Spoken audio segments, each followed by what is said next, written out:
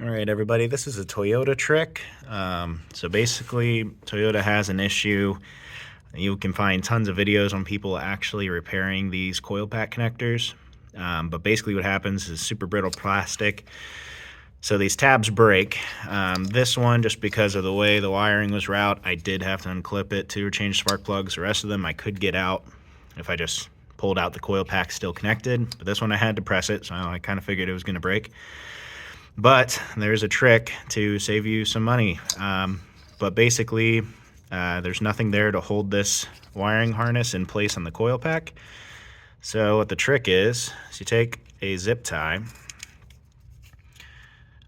You actually take it with the flat side down, but you're going to feed it through the inside of this connector, like so. You're going to put the connector back on, and then you want to make sure that the zip tie is right over that tooth. But what actually happens, pull this through, you'll eventually hear a click, but that tooth will actually sit in the back of this zip tie.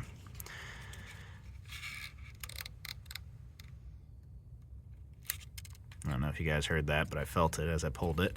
But now, zip tie's not allowing it to go anywhere.